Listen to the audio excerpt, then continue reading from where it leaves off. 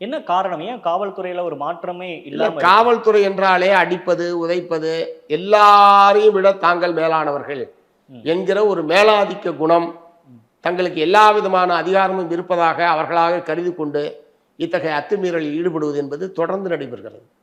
இப்ப திராவிட முன்னேற்ற கழகம் ஆட்சிக்கு வந்ததற்கு பிறகு 24 போலி மோதல் கொலைகள் என்பது நடந்திருக்கிறது. 24 போலி மோதல் கொலைகள் நடந்திருக்கிறது. இதுக்கெல்லாம் என்ன பதில் சொல்ல முடியும்? இவங்களுக்கு என்ன ரைட் இருக்கு? காவல்துறை அதிகாரிகளுக்கு ஒருத்தரை சுட்டுக் கொள்வதற்கு என்ன அதிகாரம் இருக்கு? எவ்வளவு பெரிய குற்றவாளியா இருந்தாலும், பயங்கரவாதியா இருந்தாலும், தீவிரவாதியா இருந்தாலும் அவங்களுக்கு பூரா கொண்டு போய் நீதிமன்றத்தின் முன்னால் நிறுத்தி ட்ரையல் பண்ணி சட்டப்படி தண்டனை பெற்று தருவதுக்கு தான் அவங்களுக்கு ரைட் இருக்கே தவிர, இவங்களாக ஒரு போலி மோதலை சித்தரித்து இவர்கள் நினைத்தால் யாரை வேண்டுமானாலும் சுட்டுக் கொள்ளலாம் என்கிற முறையில் நடந்து கொள்வது என்பதெல்லாம் காவல்துறை அத்துமீறி நடந்து கொள்வதாக அர்த்தம். இது தமிழ்நாடு அரசாங்கத்திற்கு பெருமை சேர்க்கக்கூடிய விஷயம் அல்ல. இதெல்லாம் தமிழ்நாடு அரசாங்கத்துக்கு மிகப்பெரிய கெட்ட பெயரை தமிழ்நாடு மக்கள் மத்தியில் ஏற்படுத்தி தந்திருக்கு. காவல்துறை இப்படி செயல்படுறாங்க அப்படின்னா அதற்கான தார்மீக பொறுப்பு முதலமைச்சருக்கும் தானே இருக்கு.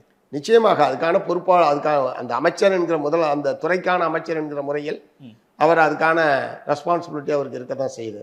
ஆனால் ஒவ்வொரு சம்பவத்தையும் நேரடியாக அவர் தலையிட்டு இருக்க முடியுமா அப்படின்னு கேட்டால் நிச்சயமாக அவரால் தலையிட்டு இருக்க முடியாது. ஆனால் ஒரு சம்பவம் நடந்ததற்கு பிறகு பின்னாடி அதுக்கு பிறகு இப்படி ஒரு சம்பவம் நடக்காமல் இருப்பதற்கான எல்லா விதமான முன்னெச்சரிக்கை நடவடிக்கைகளை எடுக்க வேண்டியது அரசாங்கத்தினுடைய பொறுப்பு. ஏன்னா எதனால இந்த கேள்வி வருதுன்னா தொடர், கிட்டத்தட்ட 2021 இவங்க ஆட்சிக்கு வந்ததுல இருந்து இன்ன வரைக்கும் ஒரு 24க்கும் மேற்பட்ட லாக்அப் டெத் நடந்திருக்கு. நீங்க சொன்ன மாதிரி 23 என்கவுண்டர்ஸ் நடக்குது. அப்படின்றப்ப சிஎம் என்ன பண்றாரு? சிஎம்மோட கவனத்துக்கு உட்பட்டு தான் இதெல்லாம் நடக்குதா அப்படின்றது கேள்வியா முன்வைக்கப்படுது. இல்லை, அதான் இந்த மாதிரி சம்பவம் நடந்தோடனே சம்பவத்துக்கு காரணமான அதிகாரிகள் மீது உடனடியாக கடுமையான நடவடிக்கை எடுக்கப்பட்டு தண்டிக்கப்பட்டிருந்தால் இந்த மாதிரி சம்பவங்கள் நடக்காமல் இருப்பதற்கான வாய்ப்பு இருக்கு. இப்போ உதாரணத்துக்கு பல்பீர் சிங்னு இந்த பல்புடுங்கி பல்பீர் சிங், அவருக்கு ப்ரொமோஷன் கொடுத்து திரும்ப அப்பாயின்மெண்ட் போட்டாங்கன்னு நினைக்கிறேன். அதாவது விசாரணைக்காக வந்த ஒருத்தருடைய பல்ல புடுங்கிறதுன்றது என்ன சாதாரண விஷயம்?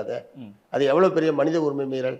அவருக்கு என்ன ரைட் இருக்கு? அந்த ஐபிஎஸ் அதிகாரி பல்பீருக்கு அவருக்கு ஒரு குறிப்பிட்ட ஒரு கண் துடைப்பு மாதிரி சில மாதங்கள் அவரை வெளியே வச்சுட்டு திரும்ப அவருக்கு போஸ்டிங் போட்டாங்க. இது மாதிரி பல்வேறு என்கவுண்டர்களில் எந்த அதிகாரியுமே தண்டிக்கப்படல.